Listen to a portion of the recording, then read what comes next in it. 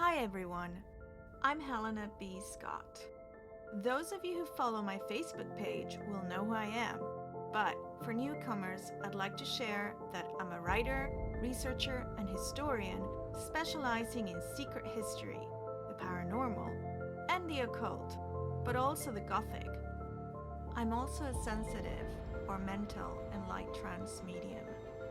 I am a creative soul that likes to uncover mysteries and wrongdoings, buried by the veil of history and time, giving a voice to the voiceless, those who are no longer living, but nevertheless have a story to tell. I strive to make things right, to bring justice, often rewriting history, correcting or adding what was purposely omitted. My journey has taken me across countries and continents to abandoned stately homes, like Ireland's most haunted house, Loftus Hall in County Wexford, medieval castles, historic transatlantic ocean liners like the Queen Mary, and archaeological sites, and even to assisting in finding missing children or helping loved ones left behind by the departed.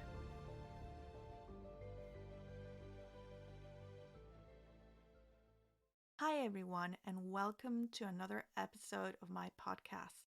This week I'm doing something quite different, and I actually have a guest with me. Actually, you can say that I'm actually visiting him. So please give a welcome to Steve Meyler. Some of you may have visited Loftus Hall a few years ago and would have seen some of Steve's photographs hanging on the walls in the visitor center. Steve took beautiful photos of Loftus Hall. But before I get into that, I'd like to share the story of how we actually met, which is in the book, but it's quite unusual, and I think it's very fitting for the subject matter we're about to discuss. I had spent a first night at the hall, and I knew that I had to come back because I had a very disturbing experience with one of the spirits there. I felt her fear, and I felt how terrified she was, and I knew that I had to help. I had to come back. But when I was there, I noticed some amazing photography on the walls of Loftus Hall. And I've always admired all forms of art, and it really drew me and captured my attention. Although I didn't really caught the name of the photographer, but that stayed with me. So anyway, a few days later, I was in New Ross and I had to kill some time waiting for an appointment. And I went into an old graveyard just for a stroll, just because it looked interesting. And sometimes I notice things. Now, I don't believe in coincidences. I think things happen for a reason. And there was a gravestone that really stood out, but it wasn't elaborate, it wasn't massive, it certainly wasn't pretty or ugly. It was just a very normal gravestone, black marble with the name Meyler on it. It didn't mean anything to me at the time, but I knew I had to take a picture, and at some point down the road it would mean something, so I did. So a few days later, I actually got a Facebook message from a Steve Meyler. Apparently, he had read the article I wrote that was shared in the blog of Loftus Hall on my experience that previous weekend. So he reached out to me because he really liked what he read, and he thought we should meet and perhaps discuss a collaboration together, a joint project of some sort. So I met him a few days later in one of the local pubs, actually next to the Templar Church ruins that became so important for me. But anyway, and he was there with a good friend and colleague photographer from the police, Pete, and his wife, Nikki, from the UK, who I later got to know quite well and who are quite dear to me. And that was how it began. But like I said, I don't believe in coincidences, and a lot of different things had to happen and align for Steve and I to meet, and to meet in the way we did, because we both lived abroad. We both moved to the Hook at the same time from abroad. We both moved only just down the road from Loftus Hall. And we both had a past of working together with the police and in forensic investigation.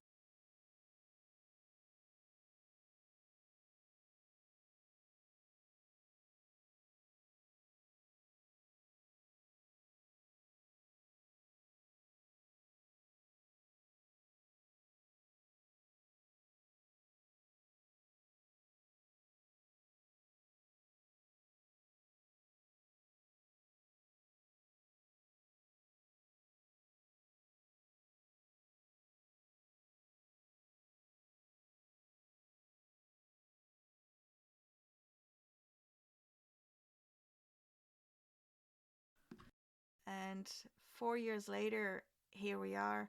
We've done a book. We're still friends, colleagues, talking about future projects, and has been an experience. Welcome, Steve, and thank you for doing this podcast. So, Steve, just for all our listeners, tell us a little bit about your past background prior to moving to The Hook.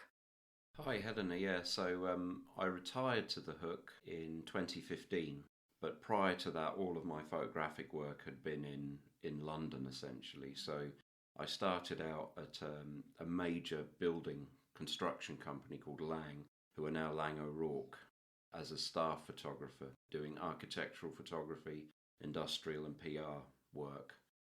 It was a very stressful way to earn a few quid. Back in those days with film, you were only ever as good as your last job. I was unfortunately made redundant from that job, and the first new position I saw advertised was in the Evening Standard while I was riding home on the tube, and that was for the Met Police. I applied thinking there's no way I'd get it, and out of 500 applicants, I was one of 3 lucky people that actually got the opportunity to do the work. It was a fantastic career. Absolutely loved it. Had about 14 years of frontline photography and then 10 years in training in a variety of different roles, finishing off as the head of photographic training for the Met Police's Crime Academy. It sounds like it was meant to be. As if, yes. Fate. Working with the London bombings and the tsunami disaster victims must have been really tough, Steve. Can you tell us a little bit more about that?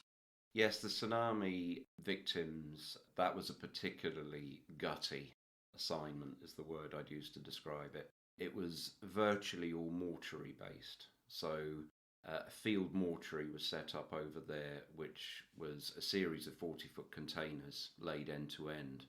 And it was really almost, you'd call it a corpse processing system, whereby a deceased person would come in at the front end of this long line of containers. They would be fingerprinted, and then they would move on to be post-mortemed, which is where the photographers came in.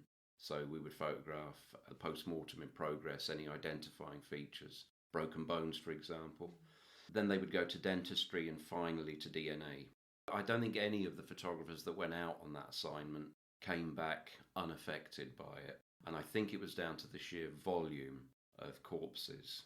So we were averaging about 75 to 80 bodies a day. And I'll be perfectly honest with you, by day 7 or day 8, I'd actually had enough. And I was quite happy to be put on a plane and sent back to the UK. But the Dutch manager of the site actually said, no, you've actually picked the day that we've done all the bodies that we can for your tour out here, which was a huge relief to me. So yeah, I went out with a very entertaining colleague, Michael. He had previously worked for 20 years in surveillance photography and was worried as to whether or not he'd be able to cope with seeing that volume of death. Mm-hmm. And in the end, he was the one that ended up being more robust than I was. Oh, wow. Great companion to be out there with, and a fantastic photographer. So yeah, that was a tsunami. The London bombings, myself and Peter, Peter Godby-Watt, myself and him were basically deployed. We volunteered to be deployed at the mortuary that was set up in Old Street, in the Royal Honorary Artillery grounds. The operational photographers had literally just run out of bodies because there were so many scenes spread around London. So we only did 3 or 4 days in that field mortuary. So kind of got things going until the actual crime scenes had been released a little bit, so photographers could be redeployed from those crime scenes to the mortuary. Much shorter period of time, much easier to deal with. Yeah, no, it was very interesting work. No, it sounds fascinating. Yeah. Maybe a little overwhelming for some people, but it sounds really. Yeah, it's an unusual way to make a few quid. So in the world of training in particular, you would discover quite quickly whether or not somebody was going to be able to mentally deal with the work. You have to be very good at compartmentalizing what it is you're seeing. So you've got to have a mind that will just focus on the job in hand and not start thinking about how somebody has died and how that whole scenario has played out in the final moments of their life. And that's quite an unusual skill. I can actually relate to that in what I do, and also in Loftus Hall. As Steve knows, I spent many nights that I couldn't sleep because I would be reliving the last minutes of some of the spirits in the hall. And also in the past, when I worked with the police, I would be seeing the last minutes of the victims, how they would be lying face down, what they experienced. And I actually felt their feelings. And you have to have stomach for that. Just because if you bring that stuff with you, if you keep thinking about it, if you keep going over it, you won't last long in this job. Yeah, So absolutely. thanks for that, Steve. I remember in a conversation we once had that although you would have described yourself mostly as a skeptic prior to working together on our book in Loftus Hall, you did have a few unusual experiences at the morgue and various locations around London in the old city of London. I remember, I'm not sure if it was near St. Paul's or Temple Street, which are associated with the Knights Templar. Something to do maybe with ley lines, I think. But you will tell the story best. Yeah, it was actually at St. Pancras Mortuary. Every time I seemed to turn up at that mortuary, my camera battery would go flat. And with the old cameras that we used to use, the old Bronica GS1 film cameras, it was a pain in the arse to change the battery. You had to basically dismantle a small portion of the camera to replace the battery. One afternoon at a particular post-mortem, I actually, said a few naughty words because I was just so fed up of constantly changing batteries at this particular mortuary. And the mortuary technician, Dave, actually said, "Oh, well, the reason that's happening. It happens to everybody here with electronic equipment. You're at an intersection of ley lines, perhaps the biggest intersection of ley lines in the country. And the energy that's created by those ley lines essentially drains your batteries." And he was very, very into the subject. He was very well read on the subject and kind of educated me slightly about it. Fascinating stuff, absolutely fascinating stuff. And although I would describe myself as very insensitive to the spirit world, as you like, the energy, you can definitely detect energies in different buildings and in different places. Thank you, Steve. I totally agree with what you just said because anybody that knows me knows that I'm all about energies. And we did include 3 ley lines in our book on Loftus Hall. Mapped them, discovered them, plotted them. Steve walked them with dowsing rods. Poor man. I got him to do that. But definitely, I think scientists now have confirmed that everything is made up of fragments of energy. And for people who don't believe, psychometry or that you can feel or read energy, I always, in my workshops, I do a little exercise and I actually show them how to feel energy. And none of them have come away saying that they couldn't feel. And most of them had never tried it. But energy is real. It is there. And like Steve says, you can definitely feel it. So thanks for sharing that. I'm going to ask something a little bit weird now, but when photographing the deceased, were your moods ever affected? Could you ever perceive any thoughts of anything that made you think twice about the other world and the existence of spirits? Me personally, no. The one thing that I did take away almost from day one when seeing the first corpse was that it was very obvious, very, very obvious that it was just a shell, an empty vessel, that whatever, there was a definite difference. I was suspecting I would potentially have mental issues with seeing dead bodies, in all sorts of states of distress. But in the end, very, very quickly it became apparent that they were just empty vessels, and I didn't struggle with it at all. Like I said earlier, I'm just so utterly insensitive to any kind of paranormal event. But I know that you are particularly sensitive. Yes. And the great sort of, the kind of catalyzing moment for me was watching an experience that you had. And, I know when somebody's, taking the piss for the want of a better expression, but I literally watched the colour drain from your face. And it's very rare to see that in anybody. and that was on the top floor at Loftus Hall. And we had to get you out of there because you were really starting to suffer. So although I personally am not in any way sensitive, seeing somebody else react in the way you did, and then the work you did with the crystals in the vortex of ley lines, again, that made the hair on the back of my neck stand up. That was very, very unusual. So yeah, me personally, no. But yeah, I don't. We see so little of the magnetic spectrum. We're literally a prisoner of our own senses, aren't we? So we only see 1% of the spectrum. So God only knows what's in this room right now that we can't see.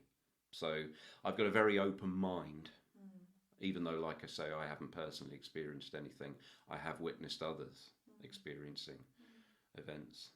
Thank you for that, Steve, and very well said, and very good choice of words, because in the spirit world and in mediumship circles, we actually talk about humans being a shell, a vessel. So I've been taking some training in trance mediumship because I experienced trance mediumship this year. It was something that I never thought I would get into or go down that road, but I started going into trance, not wanting to, unexpectedly, so had to learn about it, obviously, to control it. And one of the things that I learned in this course is that when you experience trance, which I'm going to just very quickly define because there's a lot of misunderstandings about what trance is. You're not possessed by a spirit. I know that there are people going around saying that you're possessed, but you're never possessed. So what happens is that you become a vessel for the spirit to sit in your aura. So it never enters your body. Trance, like channeling, involve the spirit coming close to you, sitting in your auric field. We have 7 layers of the aura, so that's where trance happens, trance mediumship happens, and channeling. Channeling is slightly less invasive than trance mediumship because it uses less layers of the aura and the chakras which are connected. But I just wanted to make that clear because Steve, not being involved in the spirit world, has used very good terms to describe what actually happens. So I'm quite impressed, Steve.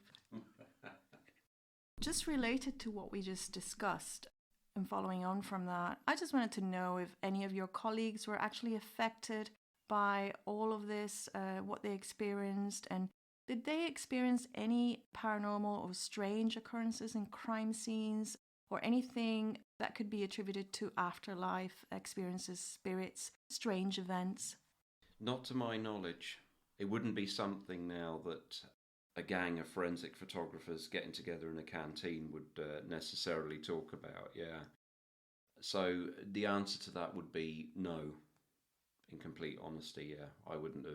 I've never experienced anything in that phase of my life, working phase of my life. But again, if there's one thing I've learned through working with you is that I think you either need to have a mind which is open to possibility, or you need to have a degree of sensitivity, which I don't think the vast majority of us have. Regarding sensitivity, what you just said, and I think you were at one of my last talks, I did mention how you can actually train your senses to feel, to become sharper. So this is possible. There are various techniques. I use them in my workshops, and by working with the senses, by working with the mind, with the subconscious, to just allow yourself to try and empty your mind out of any thoughts. This is a mediumship technique, and it's called sitting in the power. And it's not meditation itself, but you're kind of in a meditative state where you try and empty your mind of any thoughts. If you do practices regularly, you will start to not hear the white noise that is in your life, and you will start to experience the unseen. Things that you never noticed before will become more apparent, and your senses will also become sharper. So this is something that everybody can do. Some of us are born with gifts and we develop them, and others are not born with those gifts, but you can, to a degree, develop them in fields. So Steve, if that's something that interests you, come along to my next workshop. Going back to Loftus Hall, I think we lived many unsettling experiences, and you described one before where I was in the top floor with you and Mary Nolan, who will be with me in Dublin next weekend, and Michelle Connolly from Back in Time Paranormal Investigators. Going back to Loftus Hall, we lived many unsettling experiences. I think that might have changed your perception, or I'd like to think they have, of the other world, even if you're still a skeptic. And though sometimes I said nothing, I think you were able to gauge when something was going on by picking up on my feelings, like the episode you mentioned in the top floor of Loftus Hall when I was with you and Mary. So can you name a couple more moments at Loftus Hall that got you thinking and affected your views on the other world? Well, the one thing I will say is that the energy in that building, even I could feel.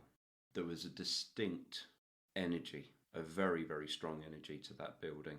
And whilst I was working out or attempting to work out, we'd kind of had discussions about where we thought the intersection of those three ley lines that you spent so much time mapping might actually be within the building. I spent an afternoon there in that energy vortex, and I don't think I've ever felt so tired after about 90 minutes of essentially trying to work out where it ran vertically through the building, and it left me absolutely drained. I literally got home, which was just over the road, but I passed out for about 3 hours. I was absolutely exhausted. And it's something that the previous owner would tell you as well about that building, is that there's a very distinct energy. And particularly in that corner of the tapestry room and going up through the building onto the first and second floors. Of course, the area on the first floor was where you did your crystal work.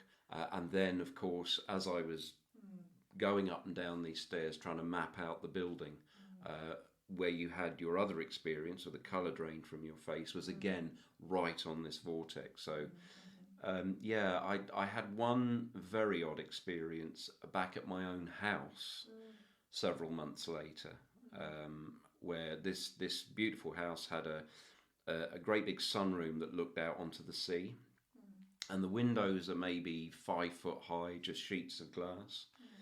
And while sitting looking out the window in a sofa, I saw the reflection, just a large dark figure reflected in the glass. Now, I assumed that somebody had got into the house and was trying to let themselves out the back door, because that would be their route to the back door. So I leapt out of the sofa to literally try and knock 7 bells out of somebody that had broken into my house. But there was nothing there, absolutely nothing. The sun was on the other side of the building, so it couldn't have been a shadow created by a seagull or anything like that on the glass. It was definitely a reflection, completely indistinct, but it did scare the crap out of me when I realised that there was just nothing there. I remember you telling me that. I remember we spoke about that, and you were quite affected by it, which was interesting, because normally I wouldn't get any reaction from you whatsoever with anything, and no, I could feel that. So thanks for sharing that with us as well. So a little bit related to this, actually. I know we both had moments when we worked on the book where sleep was nowhere to be found. And a lot of times, actually, the truths we discovered, we did discover some kind of very difficult to swallow things. Other times we received inspiration. I'd like to think of it that way anyway. We received inspiration from the other world, and those are magical moments. One of these you might remember when I woke up after many months and just knew that we were going to have 15 chapters which actually matched the meanings in order of cards 1 to 15 of the major arcana. And that was how the book and the story would be told. The titles also being inspired by my findings, but also the actual individual card meanings. I am convinced that this was given to me by the spirits of Loftus Hall, specifically by Anne. And I know that you had similar moments as well with your photography, I remember. Can you describe a few for our listeners?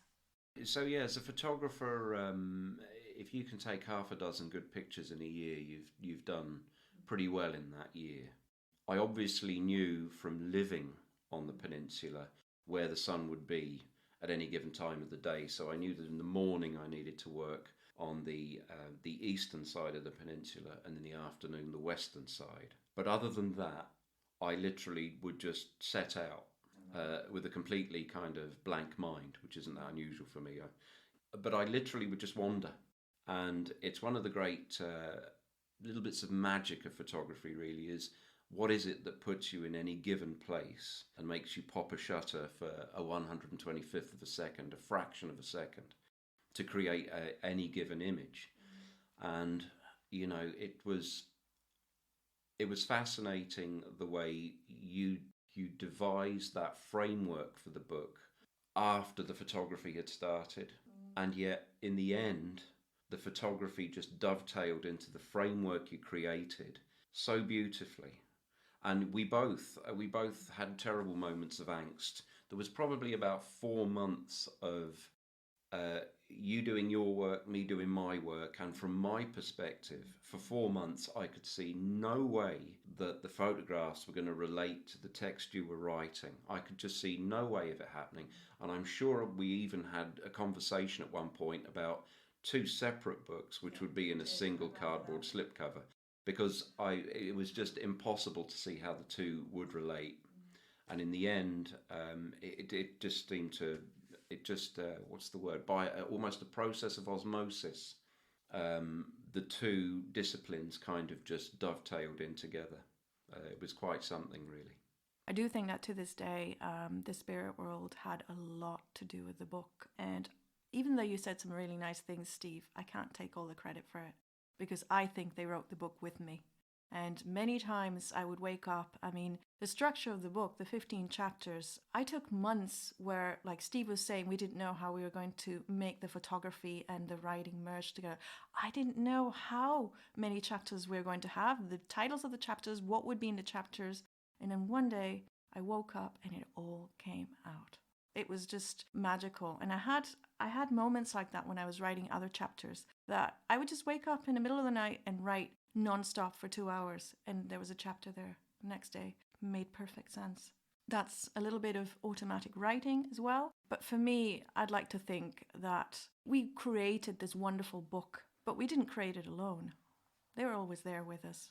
One of the things, and related to what we've just discussed, that we both never really talked about with anybody much, and I'm going to bring it up now, it's a bit prickly, is the many obstacles we had on working in this project, even right from the very beginning, even before there was even a project.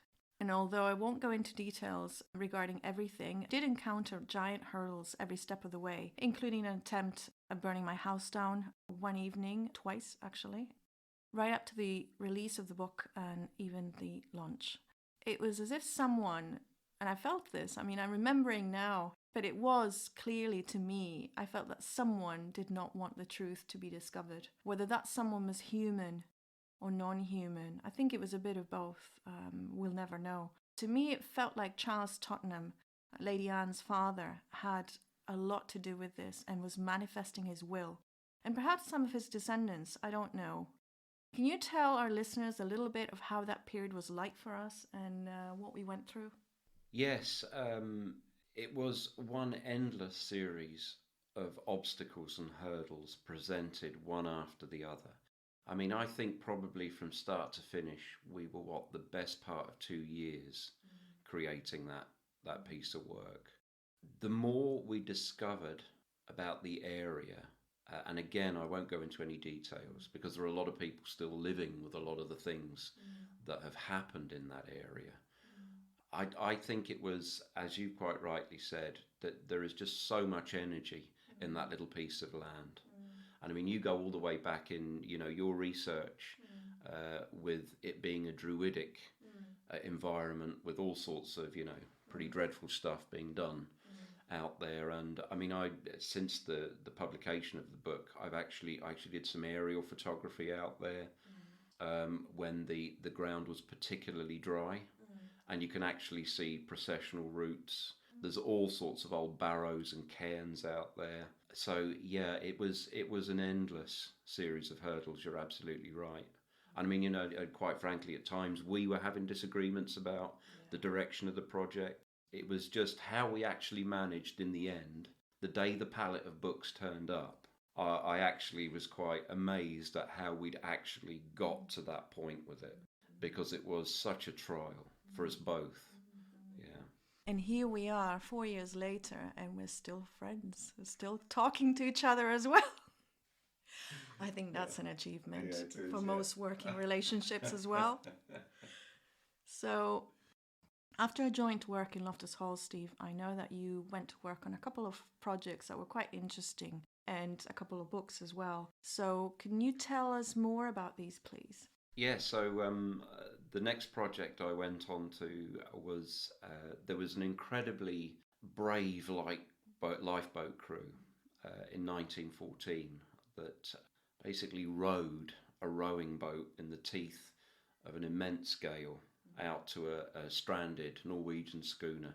And it was a tale of such unbelievable bravery and human suffering. These poor lads basically got marooned on a tiny strip of rock for 4 days in late February. And quite how they got through it, I don't really know, quite frankly, how they survived it. They were literally living on a little bit of brandy and whatever they could, the little shellfish they could scoop off the rocks. That formed the basis of another book called 66 Hours, which is on my website. It's unfortunately sold out, but an absolutely fascinating story. And again, this kind of the history of this little area that you lived for a while in, that I still live in, is incredible. There are so many incredible stories surrounding the people and the place. The project I'm working on at the moment is very, very slow time. It's taking me forever to do, and it's called Fragments of a Non-Existent Past. And it's essentially I'm trying to marry little vignettes of the countryside around here that hopefully, when viewed as a whole, will give you a nice overview of the landscape itself, but without ever seeing the whole landscape in one go. And I'm trying to sort of think of ways of tying that into my own experiences in the past, obviously, because they are parts of the past. So that's what I'm currently working on, but whether I'll actually ever finish it, God only knows. I actually did some snooping on your website. Yeah, and I caught a few of these snaps that you're talking about, and I quite like them. So I see what you're working, and I see you, Steve. You didn't know about that, did you? So, just to finish off our 11th question for our listeners, you've talked about your current project now, but I know, and we've talked about working together again in a few projects down the line at some point. But is there anything else that you would like to share with us that you'd like to be doing, or that you're already thinking about doing? Any other projects? To be fair, no. As you know, I moved house recently, which the house needed a bit of work, so I've been very, very busy on everything but photography. I took a photograph the other day, but other than that, I haven't picked up a camera in 18 months. Wow. What with one thing and another, yeah, which is kind of unusual for me. So, yeah, I think that the current piece of work could just go on, but at some point I'll have to call a halt to it and actually try and turn it into a meaningful book of some description. But yeah, no, that's pretty much it at the moment. But who knows? As you said, you've got plenty of ideas in the pipeline. You know, the Spanish Armada. Yeah. I'll say no more than that. I'll just park that one there. But there is a nice opportunity there to marry photography with your research and your writing. So hey, who knows? We'll see. There's certainly a road trip that needs to be taken. And, road trip or a country trip, because we did once discuss of doing a book on vampires and traveling to Eastern Europe as well, and I haven't abandoned the idea. And the ferries, given that your house now looks like a fairy fort or something, I don't know. I just visited today, Steve, and I hadn't been here in a couple of months, 2 months maybe, 2 months. Yeah. And I was surprised to see him busy with a wonderful vegetable patch, very neat, very pretty, and lots of little daisies and flowers. It looked very fairy-like, and I actually had to take a walk through it. You know, I couldn't resist. It was just so pretty. So we'll definitely be thinking of doing more things that way. So thank you, Steve, for that wonderful, wonderful interview and for putting up with me all of these years and today especially. Thank you to all of you for also listening and taking the time to hear this podcast. Just before I go, I just want to tell all of you that I will be in Dublin next week at Gallery X in Hume Street off St. Stephen's Green. You can find the details on my Facebook page, and I will be doing a whole day of events on Ireland's most haunted house, Loftus Hall, and on the paranormal and psychical research as well. I'll be joined by two good friends from Back in Time paranormal investigators, Michelle Connolly and Mary Nolan, who was also at Loftus Hall with me and who some of you may recognize also from the Loftus Hall panel discussion that we did together on Friday the 13th a couple of years ago now. So book that date on your calendars and get on to my Facebook page for more information and to book your tickets. Space is limited to 20 spaces per session, and there's a workshop in the morning, a very specific workshop for those of you who want to know more about investigating haunted historic sites and also paranormal investigators. I mean, I work in very different ways to everybody else, so if you want to learn and see what I do, come along to that workshop. It's 3 hours breaks, but I think you will absolutely love it and we'll have a great time. So see you all there. Have a great weekend. Thank you.